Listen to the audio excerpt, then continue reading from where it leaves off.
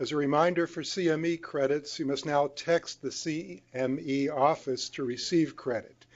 The activity ID is 218. This is for both online and in-person viewers.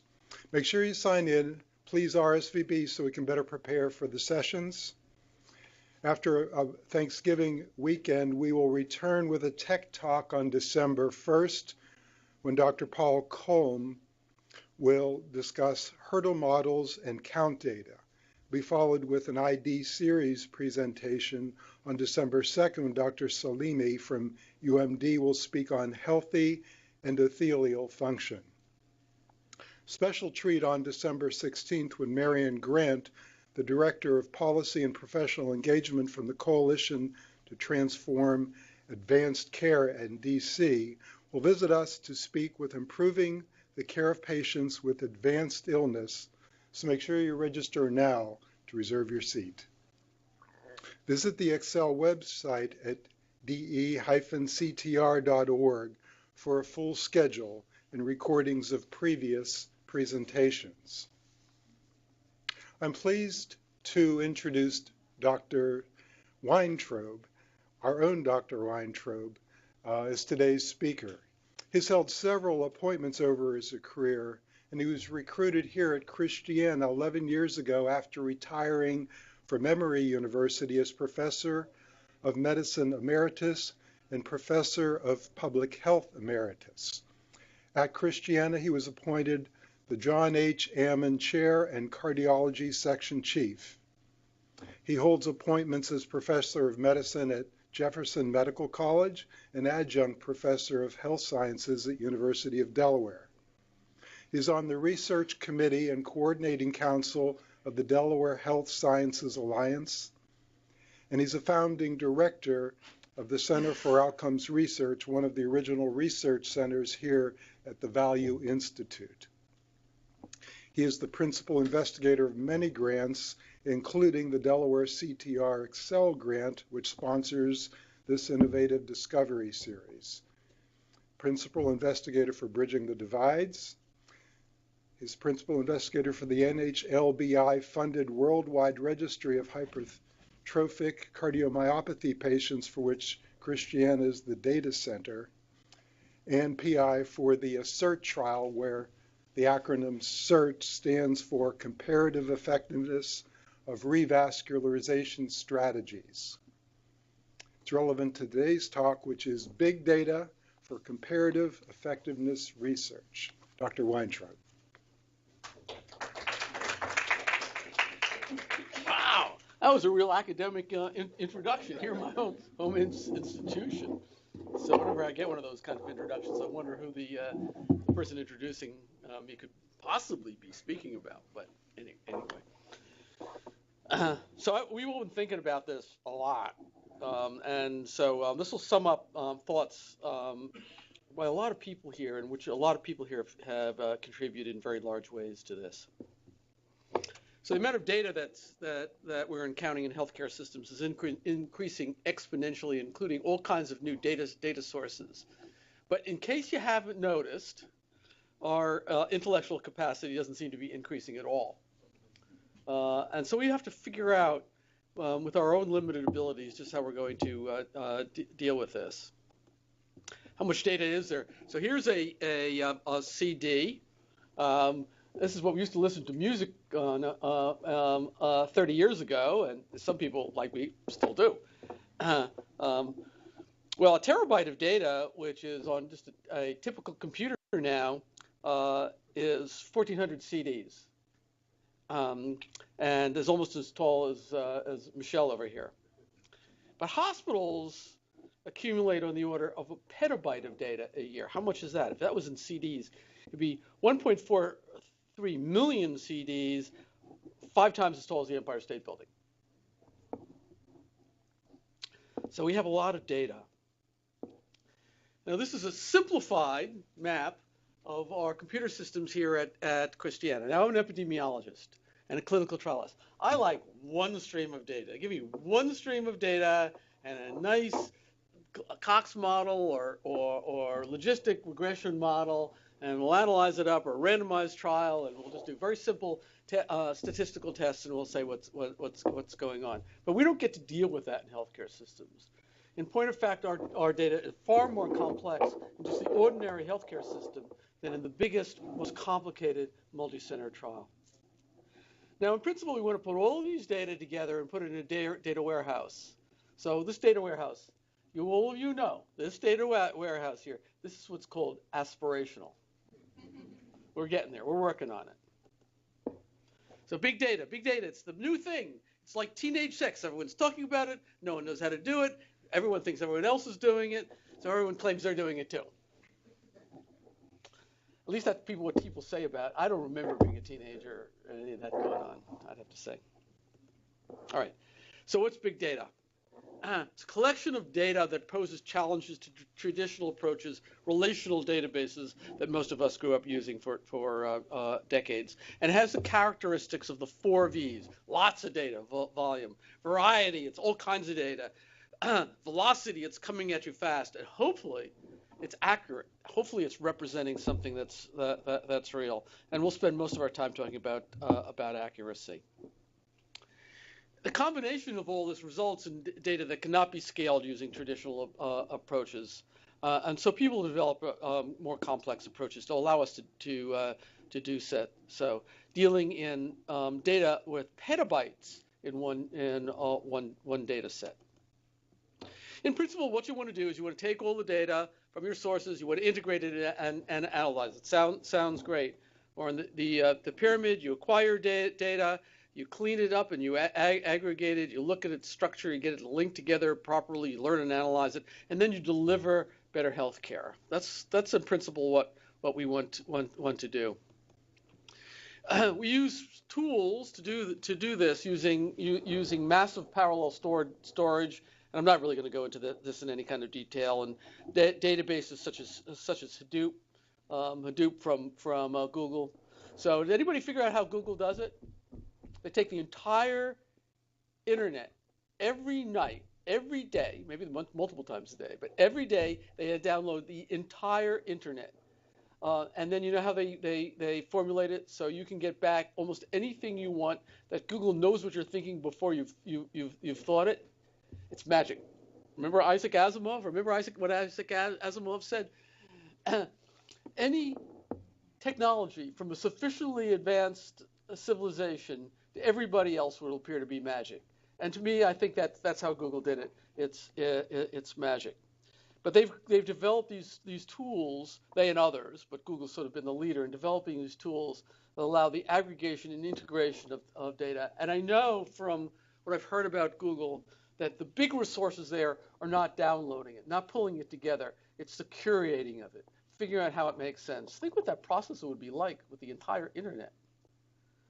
That's what people are learning how to deal with. And there are tools to do this, to clean and aggregate the data, statistical packages, all of which we have here. And in visualization software, we use several of these.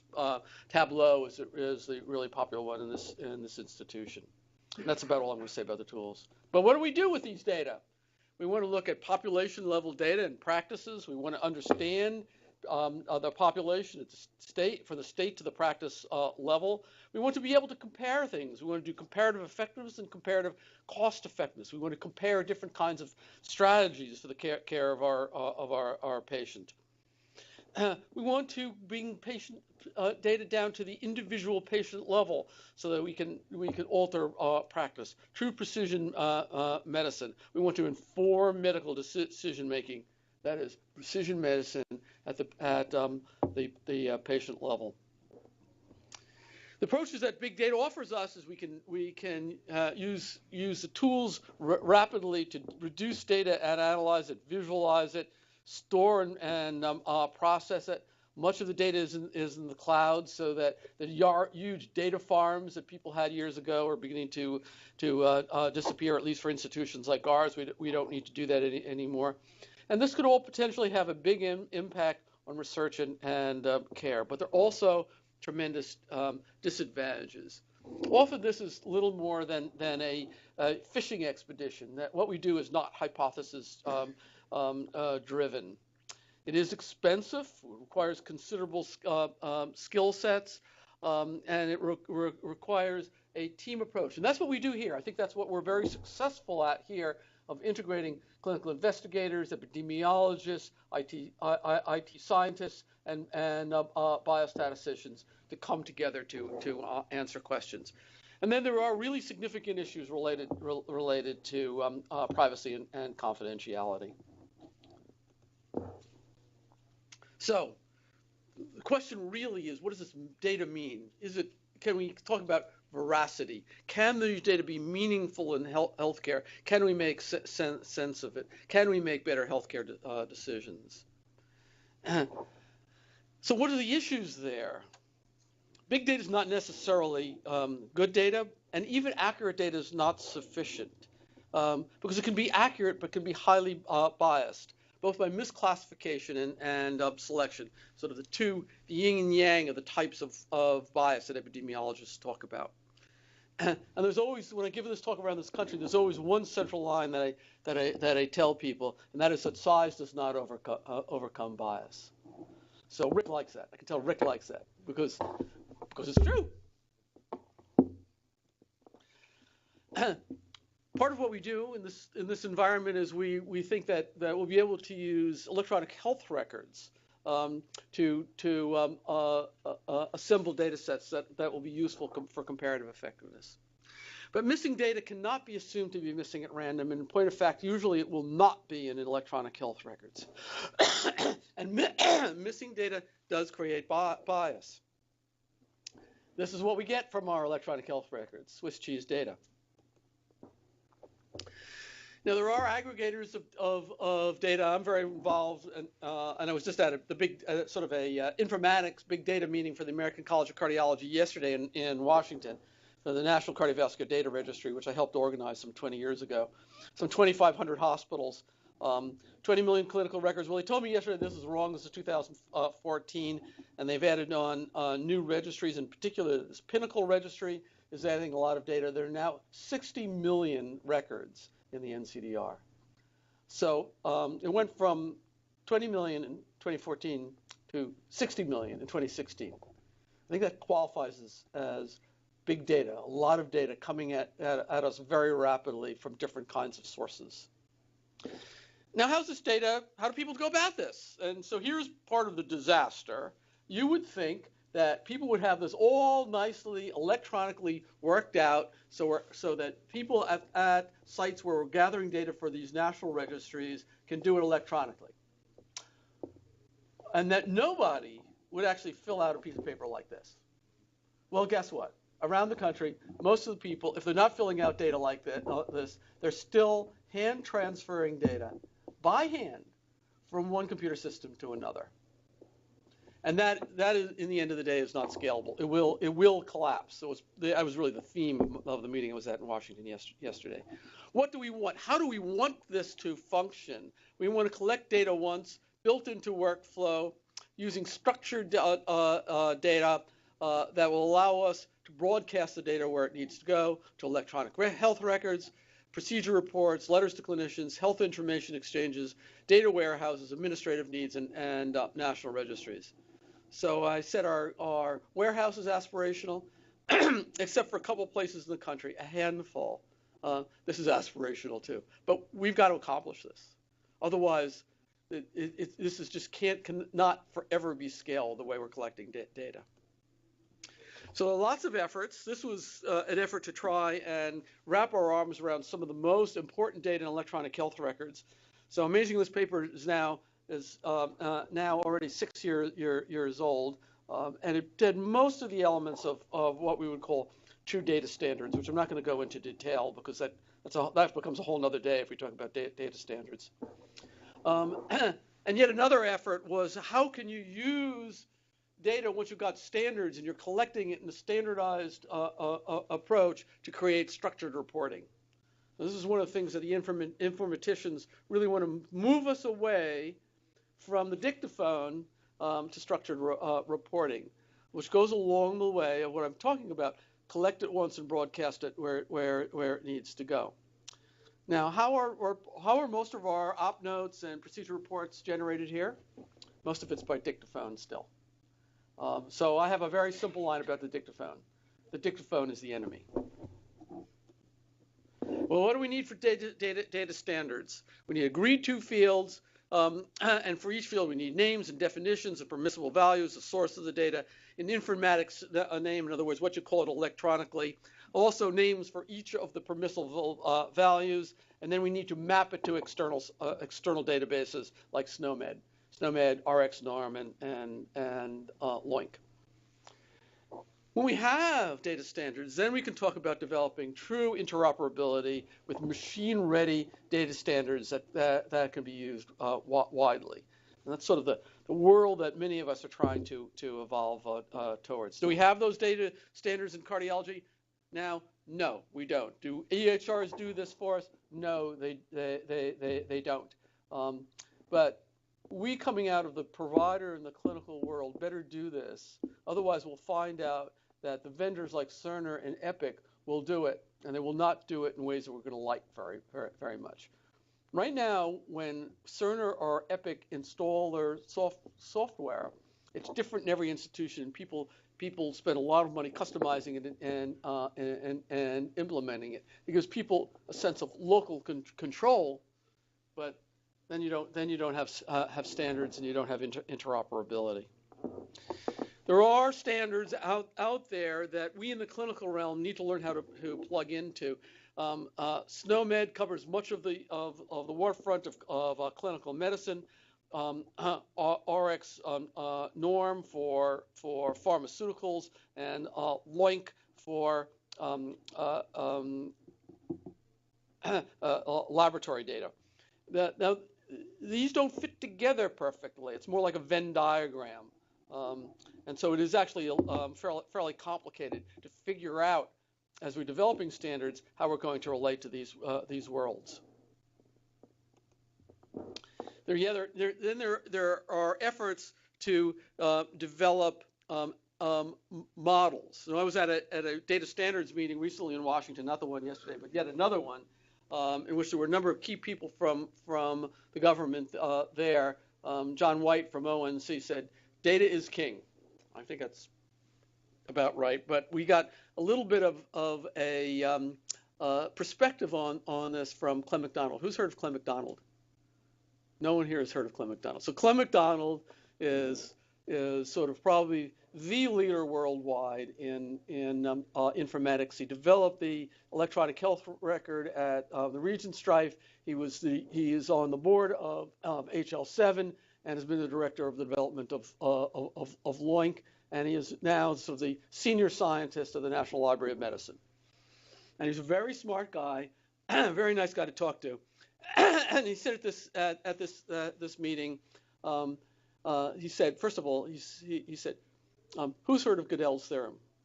So who's heard of Gödel's theorem? We have a mathematician in Rick. No one else here has heard of Gödel's theorem. Gödel's theorem was the most important theorem in mathematics of the 20th century. People were trying to develop the underlying science of arithmetic, just arithmetic. In the 1920s and 30s, you had people like Bertrand Russell and Alfred North Whitehead, and there were these great mathematicians. But they found is they had to keep adding axioms. That they have 4, and then they had 5, and 6, and 7, and they couldn't quite get it all done. Well, Gödel proved that there is no final theory of mathematics. You cannot come up with a finite number of axioms to explain arithmetic. It completely changed the world of mathematics. It was an absolute revolution. So what Clem said about this is, we're never going to have a perfect data model. It's too complicated. So I think that the data models like CME and, when I mentioned OMOP, which is pretty widely used, we use it here, they sort of help as a framework, but we're never going to get to the point in which we have it sort of perfectly laid out. That's not realistic. So OMOP is a model that uses the tools like SNOMED, RxNorm, and LOINC to create a coherent approach to handling data, and it is pretty coherent. So the best we've got right now as a model. Now, model is different than data standards. Data standards would fit in with a model. You'd have a way of orienting the data in standards in models. There's yet another effort called FIRE, and at first I didn't really understand the difference between FIRE and OMOP. But FIRE is not a data model. What FIRE is really a tool that can, in an organized way, can be used to pull data from EHRs. Now, it's highly detailed, but at least it does it in an organized way that allows for interoperability. And FIRE is really is related to the HL7 effort. So it works well with HL7 messaging. And I think we're going to see a lot of use of FIRE to pull data from electronic health records. So here's a map of some of the models. Now, I showed this one yesterday, the American College of Cardiology, and you'll notice that CDISC is at the center of this. There's lots of data standards efforts all over the place. And why is CDISC at the center of this? It's a CDISC slide. It's very simple. They see themselves like everybody else. They see themselves at the center of the known universe. And so the other thing I got to say yesterday is, where are professional registries on the slide? They're not. So no one said a word when I said that. It's kind of like, whoa. All of our effort, we're barely playing the game. All right, so now on to examples, and we all know about Claudine's unbelievable effort here in developing a CKD database for the state of Delaware. And she's been on this singular mission to do this for years now, and she's been highly successful. She's had a whole series of grants. She's had an AHA grant. She's had an R21 grant. She's had an IMBRI pilot grant. She's had a big data grant, and now she has a PCORI grant, and is aiming at both NSF grants and NIH R01 level grants to look at how we deal with the problem of chronic kidney disease. Now, just how important is chronic kidney disease? So this is one of the most people with chronic kidney disease do not go on to require dialysis. Most people with chronic kidney disease have decrease in renal function, and just how important is that to them? Well, turns out people with CKD are at much higher risk of cardiovascular disease. So it really is a very real problem, and it is quite common, and it's quite common in the elderly. So this is yet one more very difficult thing that we have to deal with. While there's a database, Claudine has also been involved in on the national scene to look at end-stage renal disease. CKD databases are unusual. So what Claudine is doing here is really groundbreaking. So she's gathered data from multiple sources, from the study population, from their doctors in practice, and here at Christiana and at Nemours and our medical group, directly from patients. She's used various kinds of administrative data, billing data, and pulls all of these data into the registry. And then has developed a model. It was an open model with clear vocabularies, data standards. At present, a relational model. Ultimately, this could require moving to something like Hadoop. And we want a scalable engine, patient-centric, so we can bring it down to the patient level. Longitudinal, so not only do we gather data in the beginning, we gather it along the way, and OMOP is a solution to that. So again, not a perfect solution, but for her needs, OMOP really works very well, allowing her to organize data. And if you didn't have something like OMOP, you're sort of on your own. You got to figure out how to organize this data on your own. This gives a framework for doing so. What you don't want it to do is to be a straitjacket, that you have to do exactly that way. So this gives a sense of it. Data comes in. The work in getting it right for OMOP is just enormous. That's the biggest part of what she does. Remember what I said about Google? The big money is in curating the data. So that's essentially what Claudine has done to develop this common data model. A lot of the work, a lot of the very hard work that she's done is creating this data model that can then be used analytically. So to go back to the pyramid, he gathers the data, puts it all together, cleans it up, puts it into a framework to analyze, and ultimately at some point improve care. This is as good a big data exercise as I know of. It doesn't mean that's the only one. There are lots around the country that PCORI is involved in. But this is as good a one as I know. So wouldn't this have been easier if our data were standardized to begin with? So that we need the data scientist, the sexiest job of the 21st century. Well, it's either that or big data scientists, janitor work with key hurdles. Well, there could be worse data cleanup jobs than the data scientist, but just like with the elephant, we better clean it up. All right, so can we use all of this for comparative effectiveness so we can improve the quality of care, make better decisions? We've been doing this for decades with randomized trials, but most randomized trials continue to be oriented to the FDA for registration purposes. They may not ask the questions of greatest societal interest. So there are gaps in our knowledge. And can we approach these gaps with observational data? However, bias, remember bias. The randomized trial is the only method which can overcome treatment selection bias. So everyone know what treatment selection bias is? It's the bias that goes on when a care provider and a patient come together and decide what their care is going to be. Some things influence that. Now, you can account for some of those things, but the things you can't account for. And that's the reason for randomized trials. Only randomized trials can really overcome treatment selection bias when comparing therapeutic or diagnostic strategies. But there are limitations of randomized trials. They lack generalizability, they're expensive, they become outdated, they're crossovers, they can be non-blinded, which can lead to problems in care and interpretation. There's always limited power in subgroups. So even the really giant randomized trials with tens of thousands of patients will have limited power to look at subgroups. Of course, Rick, you never suffered from that when you were at AstraZeneca. Your trials were always so big that you could answer every question in subgroups, right? Absolutely. All right, it's a problem of generalizability.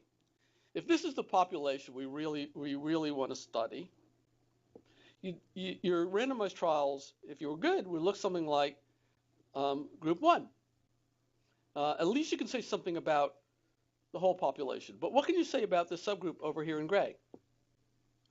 Well, not very much at all. But what if your sample is like this? What can you say about either the whole population or this group in gray? Nothing whatsoever. You say, well, surely it isn't that bad. Well, let me tell you, every time clinicians do not like the result of randomized trials, they will say, you got the wrong patient population. What you'd really like is something that looks more like sample 3 that really more mimics this distribution and will allow you to look at the subgroup. And potentially you'd like to think that observational data could help you there. For the randomized trials, we have this double-blinded trial with 20,000 patients we've been following for 10 years. Unfortunately, we've forgotten why. Does this happen with randomized trials? It happens all the time. And yet we continue to make decisions on them. So we continue to make our decisions on which patients require coronary artery bypass surgery based on 3 trials from the early 1980s, at which time medical treatment, as opposed to surgical treatment, medical treatment was no surgery. And surgery's changed a lot, but essentially all the medicines that we use to lower event rates, and really in both arms, were not available to us at that time.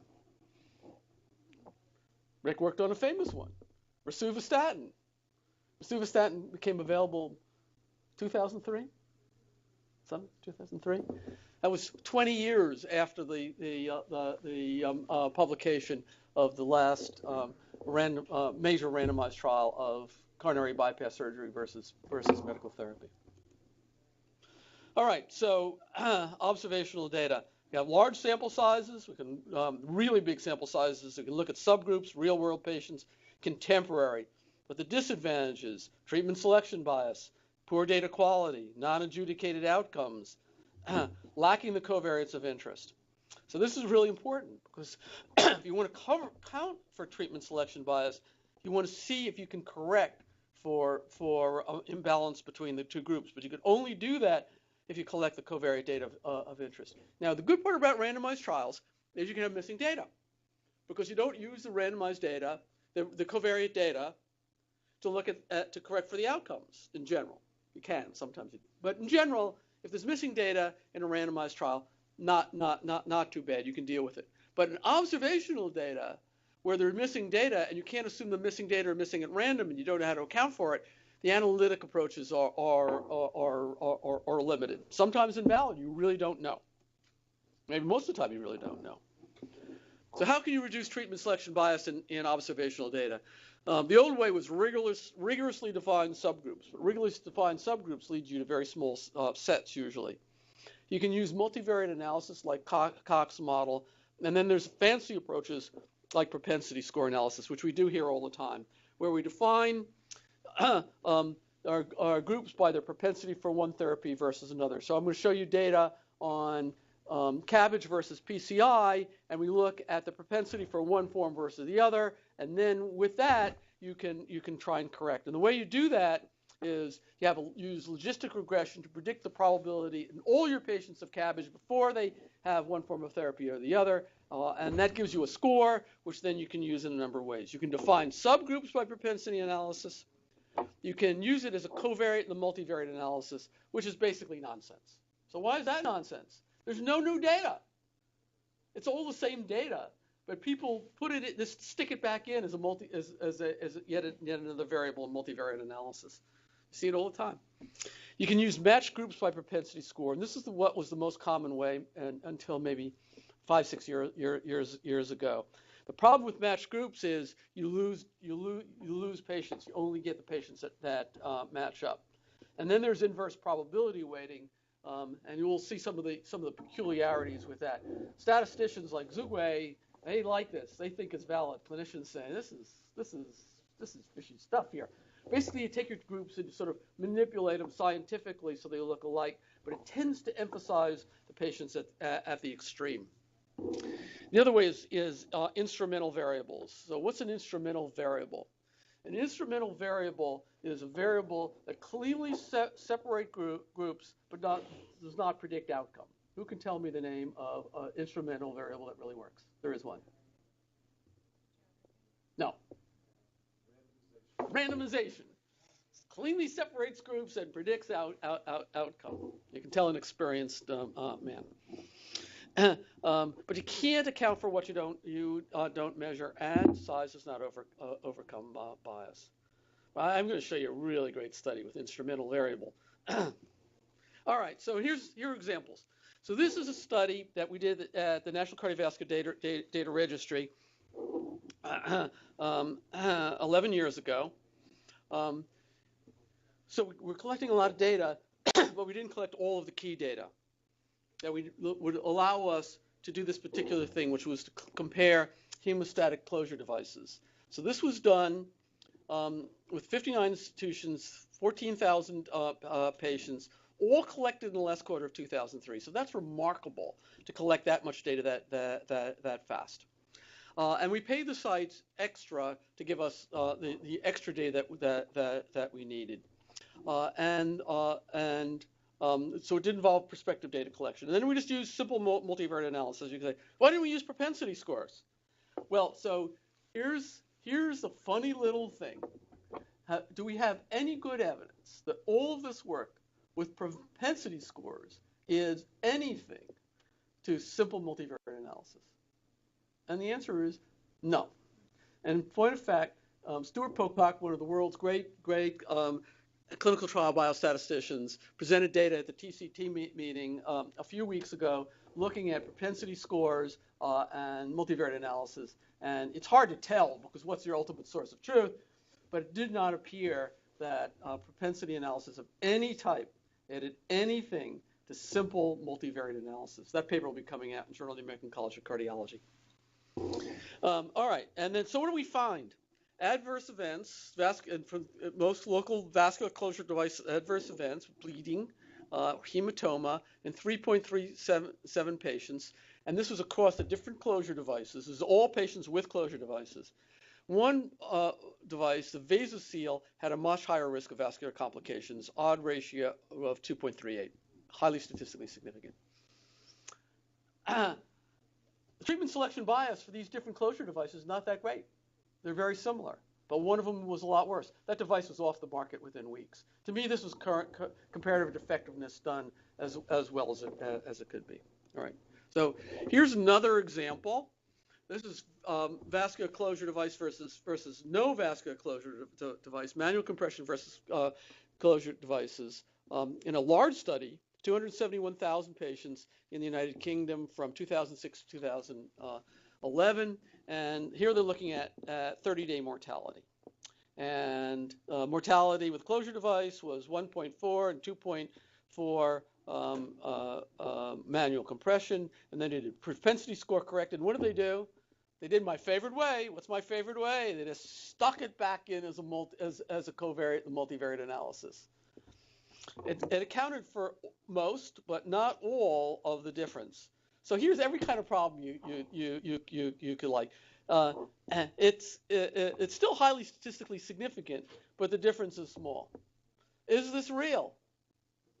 Or is there really residual treatment selection bias? Well, is there any reason, any a priori reason, if you think like a Bayesian, any a priori reason to think that a vascular closure device is going to affect 30-day mortality? There isn't. So, I mean, you look at this and say, one, who cares? And two, it's nonsense. So we have a much better study, and it's done by our own Neil Wimmer from here. He looked at vascular closure devices in 2 million patients. About half of them got closure devices. Exercise complication rate of 1.55%, using the National Cardiovascular Data Registry, data from 2009 to 2013, 1,470 sites. So this is all retrospective. It's not like the study I did that had prospective data. And what do they find? So they found that the absolute risk of reduced bleeding with closure devices was 0.36. Here the confidence interval, highly statistically significant. Now you have millions of patients here. So how useful are these p-values? Not useful. Forget the p-values. Don't mean a thing. So just look at the absolute numbers. Difference in access site bleeding, 0.36. But what they had was called a falsification variable. And this is very nice. What they found is there's no difference with in non-access site bleeding, leading you to believe that the difference in access site bleeding was really due to the device. They also looked at mortality, and essentially no difference in mortality. So this is a much better study.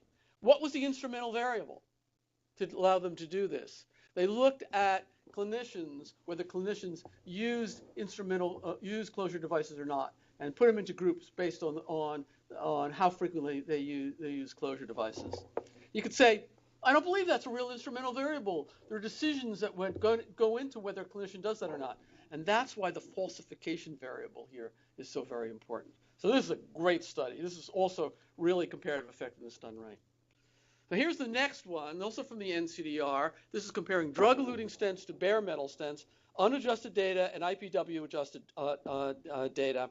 And there are some differences between them. They pretty much go away when you do IPW adjusted. A big study, 250,000 patients. What do they find? There was a mortality difference with drug-eluting stents, but no difference in revascularization. Now, those clinicians who know these data would look at this and say, that's not consistent with what we know. We know from randomized trials that there's no difference in mortality, but there's a big difference in repeat revascularization because we prevent restenosis with drug-eluting stents. So something's wrong with this. And if we go and look at a meta-analysis of randomized trials of 8,000 patients in 21 trials, no difference in mortality. So here, randomized trials rule.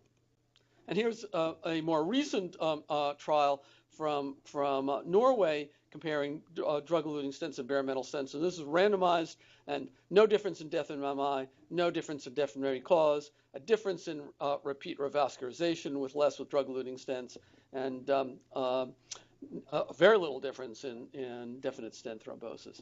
So here's the real deal, a really large, really well done randomized trial with 9,000 patients. And that will blow away the 250,000 in the observational study. So that didn't slow us down. Here was a cert, which Rick mentioned earlier. In randomized trials, they love to put up maps of all their sites, but none of them have anything that looks like this, with 644 sites around the country. And they had to be in both the NCDR and the SDS to participate. Data from 2004 to 2007, then followed to 2008. We linked the data to the CMS 100% denominator file to give us long-term outcome data and cost data, as you'll see.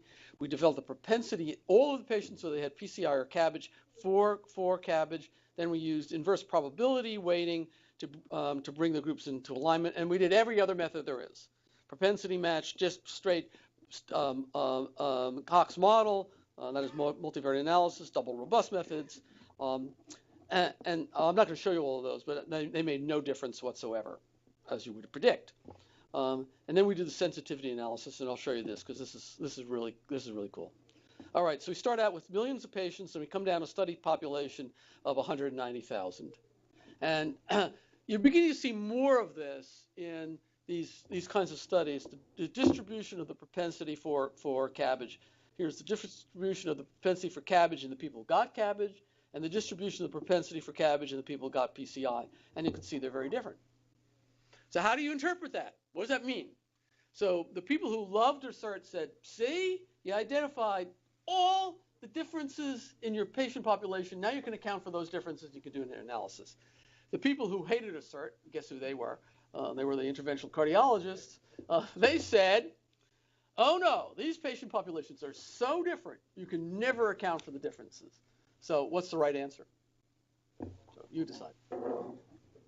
All right, so here's the unadjusted and adjusted data. Now you see how peculiar IPW is. Here's unadjusted data. Here's 3-vessel disease, 80% of the CABG patients, and 32% of the PCI patients. After we adjust, 53% in both arms. You know, what? That seems very peculiar to clinicians. All right, so here's the data. In the end, it didn't make any difference. All right, so here's unadjusted and adjusted data. So we'll look at the IPW adjusted data, and here's the blow up. It makes it a little easier to see over here. At 1 year, no difference between the two arms, but over the course of the year, worse survival with CABG compared to PCI, but then the advantage of CABG begins to show up, such that at 4 years, the relative risk of mortality with CABG is 0.79. So hold on to that number. We'll come back to that. We were sure when we started ASSERT that we would be able to define subgroups in which there's advantage to CABG and advantage to PCI, but that's not what we found. We found there was advantage to CABG in all groups.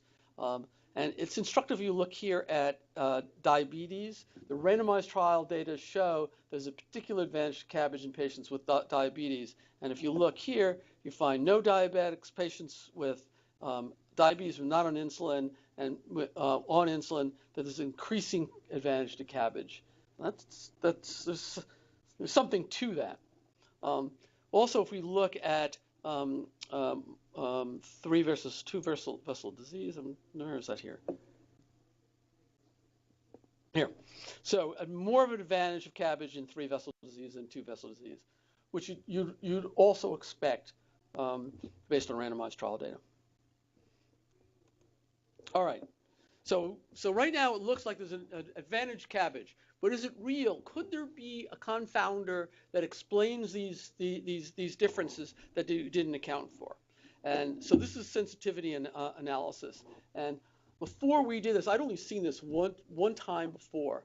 And I told the biostatisticians who were working with me at Duke on this, they said, we got to do this. And I said, no, we don't want to do this. And I said, oh, yes, we do. We want to do this.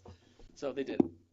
So let's say you have a confounder that's present in 40% of the PCI group, but only 20% of the cabbage group. So you come up 40%, you come to the ISO line here. And how big would a hazard ratio in our data set have to be to account for the difference? About 2.3. Is there another unmeasured confounder that could be present in 40% of the PCI group? Remember, these are all Medicare patients. And 20% of the cabbage patients. Could there be a variable like that? And there is one, frailty. We really like to avoid cabbage in patients who are frail. There are potentially others. But so to me, assert it could not be sort of the final definitive answer, because it could still be confounders. However, assert is actually consistent with randomized trial data. So here's one of the more recent meta-analysis, and we have one from here that Zahir Fanari also published. It's actually better than this one. This was published in a fancy journal, looking at cabbage versus PCI and looking at morbidity and mortality. And here we just look at mortality. So here is the relative risk in this meta-analysis, 0.73. Here it is, shows up over here, based on these major trials. Well, remember that when we find assert 0.79, here it's 0.73, pretty similar. So in this case, the observational data is consistent with the randomized trial data. Well, you say, well, why bother? Why bother with this observational data? It's a good argument, but you could say that it helps our ability to generalize the results from the randomized trials, which are more narrow, to the larger population. So I think assert is well worth it. And compared to prospective randomized trials, an observational study like assert is much less expensive. All right, so let's look at cost. This is Zugway's amazing work on this. So what we really seek is value. Here's Zugway. This is the lead article in Journal of the American College of Cardiology for the whole year in 2015. Issue number 1, page number 1. That's a big deal, by the way, have a lead article for the year. We had to determine survival based on whether patients had strokes or MIs. And of course, did they die in the trial? And then we figured out how much life they lost. We used survival data from Framingham and US life tables. And if you want to know exactly how Zugway did this, he's right over there. Ask him after lunch. And then we looked at quality adjusted survival. If we come down to sort of the bottom line, qualities gained using IPW adjusted, comparing cabbage and PCI at 1 year. It's neutral. By 4 years, there's advantage cabbage in life years gained. It's not vast. It's always like this, and it's never vast, 0.14 years. And then lifetime, what you do in cost effectiveness analysis, we use a lifetime perspective, and it becomes 0.18. We also looked at costs. You have an initial cost that's higher with cabbage than PCI. You never make that up. That's also very consistent. And from that, you can calculate the incremental cost effectiveness ratio. Initially, at 30 days, PCI dominates cabbage, offers better outcome at lower cost. By 1 year, you have a very high cost per quality adjusted life year gained.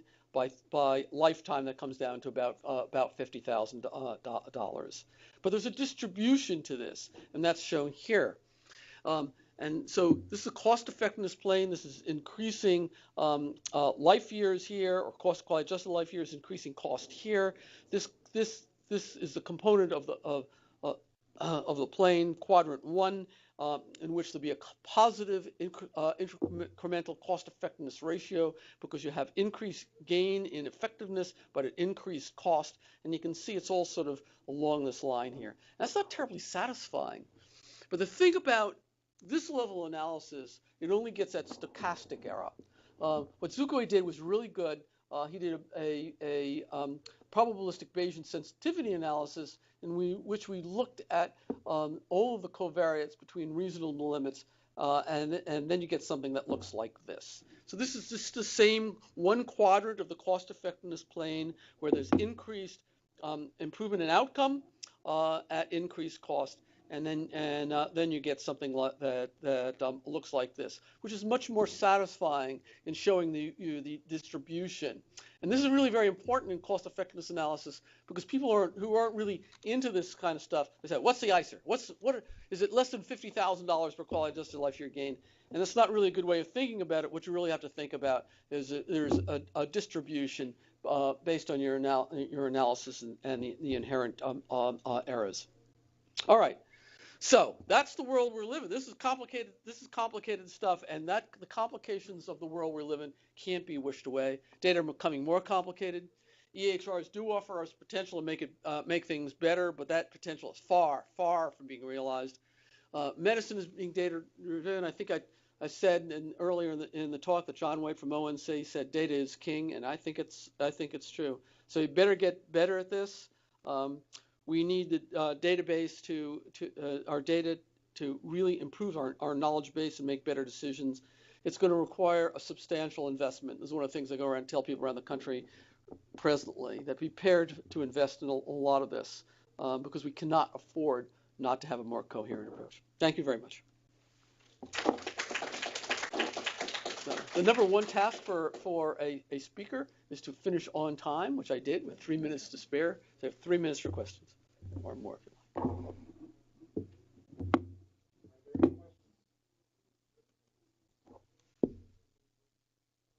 Speechless in Delaware. Okay, team.